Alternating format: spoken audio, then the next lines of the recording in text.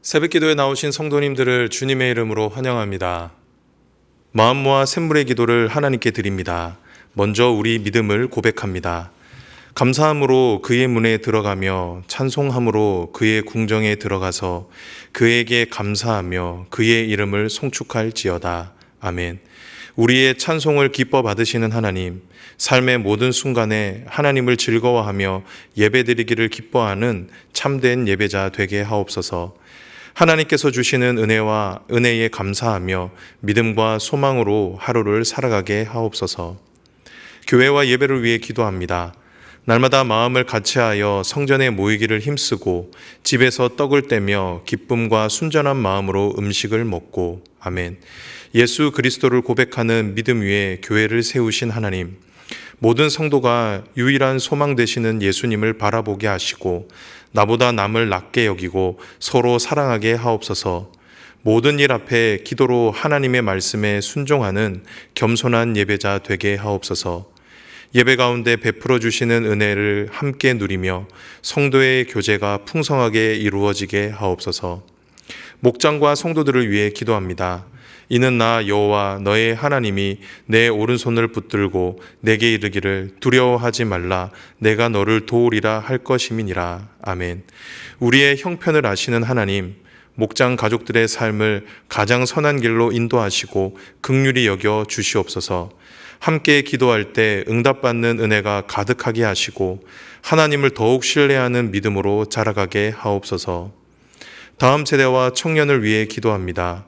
후일에 너희의 자손들이 물어 이르되 이 돌들은 무슨 뜻이냐 하거든. 아멘. 아브라함을 부르시고 믿음의 백성을 이루게 하시는 하나님, 자녀를 신앙으로 바르게 양육하는 지혜를 주시고 기도로 세우는 부모가 되게 하옵소서. 하나님께 예배드리기를 가장 기뻐하는 샘물의 다음 세대가 가득하게 하시고 세상의 법칙보다 하나님의 말씀을 경외하는 청년들로 세워지게 하옵소서. 믿음의 전신갑주를 입고 세상에서 승리하는 자녀들 되게 하옵소서. 나라와 선교를 위해 기도합니다. 이는 물이 바다를 덮음같이 여호와를 아는 지식이 세상에 충만할 것임이니라. 아멘. 온 세상의 주인이신 하나님, 복음의 사명을 주시고 하나님 나라가 확장되는 놀라운 사역에 헌신할 수 있는 은혜를 주심에 감사드립니다. 단기봉사 팀원들의 모든 발걸음을 지켜주시고 함께 기도하는 성도들의 기도로 선교지에 복음이 전파되는 놀라운 은혜를 누리게 하옵소서. 선교사님들의 수고와 헌신이 열매 맺게 하시고 단기봉사팀의 방문으로 위로와 회복이 있게 하옵소서. 샘물의 모든 사역이 복음 전파의 도구로 귀하게 쓰임받게 하옵소서. 우리를 죄에서 구원해 주시고 예배자로 삼으신 예수님의 이름으로 기도합니다. 아멘. 오늘 우리에게 주시는 하나님의 말씀은 이사야서 52장 13절에서 53장 12절까지 말씀입니다. 보라, 내 종이 형통하리니 받들어 높이 들려서 지극히 존귀하게 되리라. 전에는 그의 모양이 타인보다 상하였고 그의 모습이 사람들보다 상하였으므로 많은 사람이 그에 대하여 놀랐거니와 그가 나라들을 놀라게 할 것이며 왕들은 그로 말미암아 그의 입을 봉하리니 이는 그들이 아직 그들에게 전파되지 아니한 것을 볼 것이요 아직 듣지 못한 것을 깨달을 것임이라. 우리가 전한 것을 누가 믿었느냐? 여호와의 팔이 누구에게 나타났느냐? 그는 주 앞에서 자라나기를 연한 순 같고 마른 땅에서 나온 뿌리 같아서 고운 모양도 없고 풍채도 없은즉 우리가 보기에 흠모할 만한 아름다운 것이 없도다. 그는 멸시를 받아 사람들에게 버림받았으며 강고를 많이 겪었으며 질고를 아는 자라. 마치 사람들이 그에게서 얼굴을 가리는 것 같이 멸시를 당하였고 우리도 그를 귀히 여기지 아니하였도다. 그는 실로 우리의 질고를 지고 우리의 슬픔을 당하였거늘 우리는 생각하기를 그는 징벌을 받아 하나님께 맞으며 고난을 당한다 하였노라. 그가 찔림은 우리의 허물 때문이요 그가 상함은 우리의 죄악 때문이라. 그가 징계를 받음으로 우리는 평화를 누리고 그가 채찍에 맞음으로 우리는 나음을 받았도다. 우리는 다 양 같아서 그릇 행하여 각기 제 길로 갔거늘 여호와께서는 우리 모두의 죄악을 그에게 담당시키셨도다. 그가 곤욕을 당하여 괴로울 때에도 그의 입을 열지 아니하였으며 마치 도수장으로 끌려가는 어린 양과 털 깎는 자 앞에서 잠잠한 양같이 그의 입을 열지 아니하였도다. 그는 곤욕과 신문을 당하고 끌려갔으나 그 세대 중에 누가 생각하기를 그가 살아있는 자들의 땅에서 끊어짐은 마땅히 형벌받을 내 백성의 허물때물이라 하였으리요. 그는 강포를 행하지 아니하였고 그의 입에 거짓이 없었으나 그의 무덤이 악인들과 함께 있었으며 그가 죽은 후에 부자와 함께 있었도다. 여호와께서 그에게 상함을 받게 하시기를 원하사 질고를 당하게 하셨은즉 그의 영혼을 속건제물로 드리기에 이르면 그가 씨를 보게 되며 그의 날은 길 것이요 또 그의 손으로 여호와께서 기뻐하시는 뜻을 성취하리로다. 그가 자기의 영혼에 수고한 것을 보고 만족하게 여길 것이라. 나의 의로운 종이 자기 지식으로 많은 사람을 의롭게 하며 또 그들의 죄악을 친히 담당하리로다. 그러므로 내가 그에게 존귀한 자와 함께 몫을 받게 하며 강한 자와 함께 탈취한 것을 나누게 하리니 이는 그가 자기 영혼을 버려 사망에 이르게 하며 범죄자 중 하나로 헤아림을 받았음이라. 그러나 그가 많은 사람의 죄를 담당하며 범죄자를 위하여 기도하였느니라. 오늘 우리에게 주시는 하나님의 말씀은 예수 그리스도입니다. 오늘 말씀은 우리에게 너무나 익숙한 말씀 중에 하나입니다. 특별히 고난주간이 되면 우리는 이 말씀을 많이 읽고 묵상을 하는데요. 왜냐하면 고난받으실 그리스도, 예수님을 예언한 말씀이기 때문입니다. 그런데 오늘 본문을 보면 참 독특한 점이 있는데 그것이 무엇이냐면 이사야는 예수님을 가리켜 하나님의 종이라 부른다라는 점입니다. 우리는 흔히 예수님을 하나님의 아들, 하나님의 본체라 부르는데 오늘 본문에서 예수님을 가리켜 하나님의 종이라 말씀한다라는 것이죠. 왜냐하면 오늘 본문에서 그리스도, 예수님은 철저히 하나님의 말씀에 순종하고 계시기 때문입니다. 그런데 그 순종이 바로 고난이었던 것이죠. 그래서 오늘은 이사야 말씀을 통해 예수님을 함께 묵상하고자 합니다. 특별히 하나님의 종으로 오신 예수님이 어떤 분이신지를 함께 묵상하도록 하겠습니다. 바라기는 오늘 말씀을 통해 예수님을 더욱더 깊이 알아가는 시간이 되기를 소망합니다. 그리하여 우리 안에 더욱 믿음이 깊어지는 은혜가 있기를 주님의 이름으로 축복합니다. 첫 번째입니다. 예수님은 누구이신가? 예수님은 낮아지신 종입니다. 예수님은 하나님의 뜻에 따라 이 땅 가운데 가장 낮은 삶을 사신 분입니다. 이것이 오늘 본문이 우리에게 일러주는 말씀이죠. 우리가 잘 알지만 예수님은 하나님의 아들입니다. 이 말은 예수님은 하나님이시다라는 겁니다. 그렇기에 이 세상 그 무엇보다 가장 높으신 분이 예수님이시죠. 그런데 그분이 하나님의 말씀에 순종하여 이 땅에 사람으로 오셨습니다. 이것이 바로 예수님의 낮아지심입니다. 그런데 참 안타까운 게 이 사건이 우리에게 얼마나 큰 사건인지를 우리는 너무나 쉽게 잊어버리는 것 같습니다. 온 만물을 창조하신 하나님이 자신이 만든 피조물의 모습을 한다라는 것이 얼마나 힘든 일인지를 우리가 잘 알지 못한다라는 것이죠.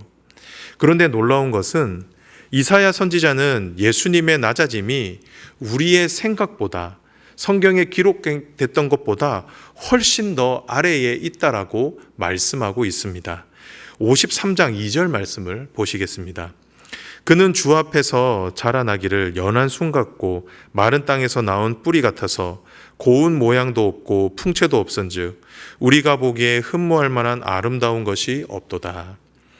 이사야 선지자는 이 땅에 오실 그리스도를 묘사할 때 연한 순 같고 마른 땅에 나온 뿌리와 같다라고 말을 합니다.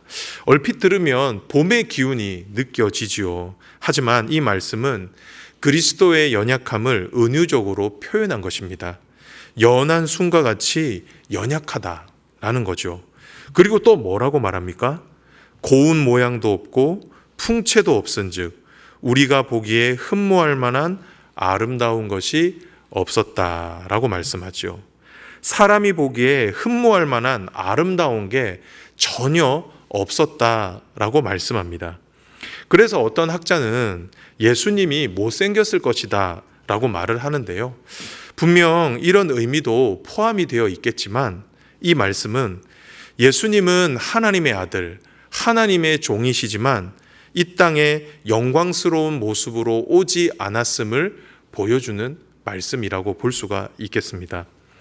그런데 정말 예수님이 이 땅에 그렇게 오셨죠. 예수님은 하나님의 아들 그리스도로 이 땅 가운데 오셨을 때 화려한 궁전에서 건장한 성인의 모습으로 이 땅 가운데 오지 않으셨습니다.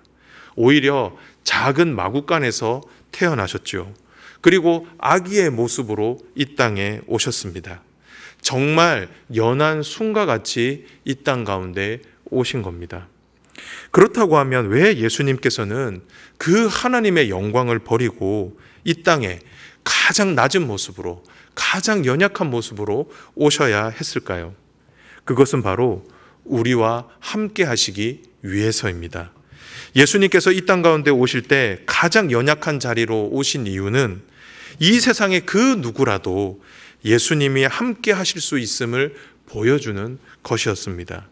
그렇기에 이 세상에서 가장 더러운 마구간에서 그리고 이 세상에서 가장 연약한 아기의 모습으로 이 땅에 오신 것이죠.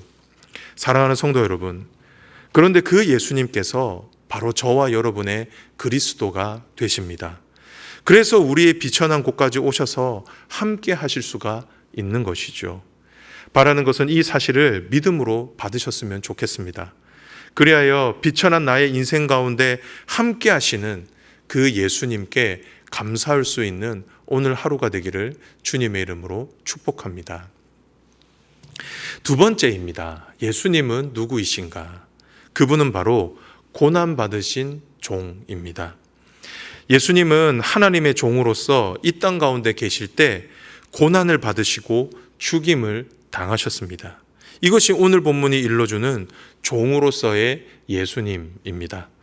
우리는 앞선 말씀을 통해 낮아지신 예수님에 대해서 함께 묵상해 보았습니다. 예수님의 낮아지심은 우리와 함께 하시기 위한 희생이라고 배웠죠. 그런데 예수님께서는 우리와 함께 하실 뿐만이 아니라 우리를 위해 고난 받으신 분이다라고 말씀하고 있습니다. 오늘 본문 53장 전절을 보면 고난 받을 예수님을 아주 구체적으로 설명을 하고 있는데요. 그 고난이 무엇입니까? 먼저는 멸시와 천대입니다. 그리고 그 다음은 육체적인 고통이었습니다. 찔리고 상하고 채찍을 맞을 것을 말씀하고 있죠. 그런데 더 큰 고난이 있었습니다. 그것이 무엇이냐면 바로 이해받지 못하는 것이었습니다. 버림받는 것이었죠. 우리 한번 4절을 볼까요? 그는 실로 우리의 질고를 지고 우리의 슬픔을 당하였거늘 우리는 생각하기를 그는 징벌을 받아 하나님께 맞으며 고난을 당한다 하였노라. 우리는 예수님이 받는 고난을 하나님의 징계로 여긴다라고 말씀합니다. 예수님이 받아야 될 그 죄를 예수님이 받는다라고 생각을 한다라는 것이죠. 예수님의 형벌이라는 겁니다. 하지만 예수님이 받는 고난은 누구를 위한 고난이다라고 말씀합니까? 우리를 위한 고난, 우리를 대신한 고난이었다라고 말씀하고 있죠. 우리 5절 말씀을 계속 한번 볼까요? 그가 찔림은 우리의 허물 때문이요 그의 상함은 우리의 죄악 때문이라. 그가 징계를 받음으로 우리는 평화를 누리고 그가 채찍에 맞음으로 우리는 나음을 받았도다. 사랑하는 성도 여러분, 이 예수님의 고난, 우리를 위한 이 예수님의 고난이 어디에서 나타났습니까? 바로 십자가에서 나타났지요. 예수님이 십자가에 달리셨을 때 그곳에 있던 모든 사람들이 예수님을 멸시했습니다. 그리고 예수님을 향해 조롱하고 침을 뱉었지요. 그리고 예수님의 옷을 찢어 예수님에게 수모를 주었습니다. 그리고 십자가를 지시기 전에 매와 채찍을 많이 때렸습니다. 그리고 예수님을 십자가에 매달았지요. 여러분, 예수님이 왜 그렇게 당하셔야만 했습니까? 바로 저와 여러분 때문입니다. 저와 여러분이 받아야 할 죄의 대가, 형벌을 대신 받으신 것이죠. 그런데 그때 사람들이 무엇이라고 말했습니까? 마태복음 27장 42절에는 이렇게 나옵니다. 그가 남은 구원하였으되 자기는 구원할 수 없도다. 그가 이스라엘의 왕이로다. 지금 십자가에서 내려올지어다. 그리하면 우리가 믿겠노라. 사람들은 예수님의 십자가를 자기의 십자가로 인정하지 않았습니다. 오히려 예수님이 받아야 할 형벌로 생각했던 것이죠. 정말 가슴 아픈 장면 아닙니까? 사람들에게 버림받는 것도 너무나 마음이 아픈데 예수님은 자신의 이 행위도 이해받지 못하셨다라는 겁니다. 저는 이 말씀을 묵상을 하는데 혹시 나도 그렇게 생각하고 있는 것은 아닐까 생각이 들었습니다. 당시 사람들처럼 예수님을 조롱하지는 않지만 예수님의 고난을 나의 고난으로 받아들이지 않고 있는 것은 아니냐라는 것이죠. 아니면 너무 감각이 무뎌져서 너무 많이 듣다 보니까 예수님의 고난을 깊이 생각하고 있지 않는 것은 아닌가 그런 생각이 들었습니다. 혹시 여러분들은 어떠신가요? 사랑하는 성도 여러분, 예수님의 십자가는 단순한 교리가 아닙니다. 어떤 문자에 갇혀 우리가 읽고 이해하는 수준의 것이 아니라는 겁니다. 예수님의 십자가는 실제입니다. 저와 여러분의 삶을 관통하는, 저와 여러분의 생명을 책임지는 사건이라는 것이죠. 바라는 것은 이 사실을 믿음으로 받으셔서 우리를 위해 고난받으신 예수님을 깊이 묵상하고 그 은혜와 사랑에 감사할 수 있는 오늘 하루가 되시기를 주님의 이름으로 축복합니다. 마지막인데요. 하나님의 종으로서 예수님은 어떤 분이십니까? 그분은 바로 기쁨으로 순종하신 분이십니다. 우리는 앞서 말씀을 통해 예수님의 낮아지심과 고난받으심에 대해서 묵상해 보았습니다. 예수님의 낮아지심은 우리와 함께하기 위한 예수님의 자기 비움이었죠. 그리고 예수님의 고난은 우리의 구원을 위한 예수님의 헌신과 희생이었습니다. 그런데 이사야 선지자는 이런 예수님의 희생이 하나님의 뜻이었다라고 말씀합니다. 10절 상반절입니다. 여호와께서 그에게 상함을 받게 하시기를 원하사 질고를 당하게 하셨은즉. 놀라운 말씀 아닙니까? 하나님은 예수 그리스도께서 낮아지시고 고난받으시는 것을 원하셨다라고 말씀합니다. 왜냐하면 저와 여러분을 그만큼 사랑하시기 때문이죠. 그래서 저와 여러분을 죄와 사망에서 구원하고자 하셨던 것입니다.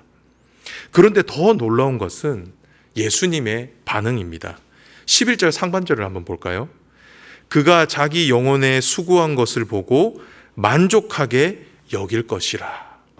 무슨 말입니까? 예수님은 자신이 받은 낮아짐과 고난을 만족하게 여기셨다라고 말씀합니다.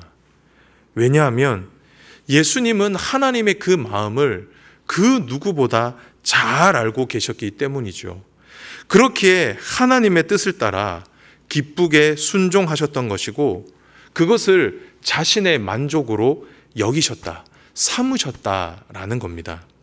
사랑하는 성도 여러분, 이처럼 하나님은 그 누구보다 저와 여러분을 사랑하시는 분이십니다. 자기 아들을 죽이시면서까지 하나님은 그 사랑을 우리에게 표현해 주셨습니다. 그리고 예수님께서는 그 하나님 아버지의 뜻을 따라 기쁨으로 자신의 목숨을 아낌없이 내어 주셨습니다. 우리는 이것을 은혜라고 말을 하죠. 저와 여러분은 그 사랑과 은혜로 지금 이 자리에 앉아 있는 것입니다.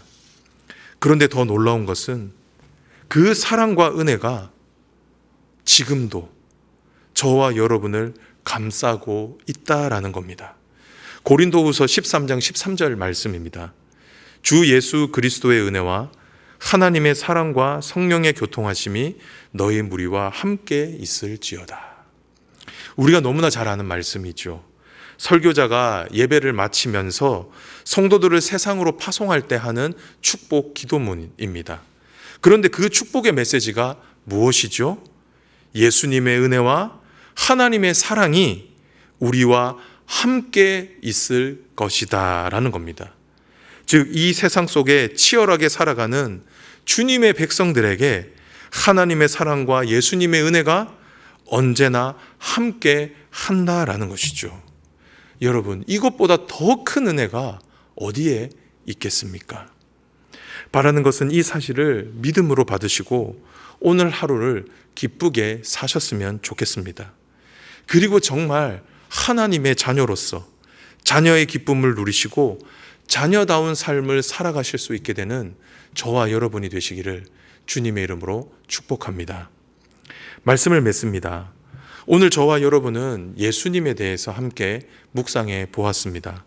오늘 본문에 나타난 예수님은 어떤 분이었습니까? 하나님의 종이었죠. 예수님은 하나님의 종으로서 하나님의 뜻을 기쁨으로 순종하신 분이었습니다. 그래서 저와 여러분을 위해 이 땅에 오시고 고난과 죽임을 당하셨죠. 바라기는 저와 여러분 모두 이 예수님을 깊이 묵상함으로 예수님 안에 담겨 있는 풍성한 은혜를 날마다 누리며 사실 수 있게 되기를 주님의 이름으로 축복합니다.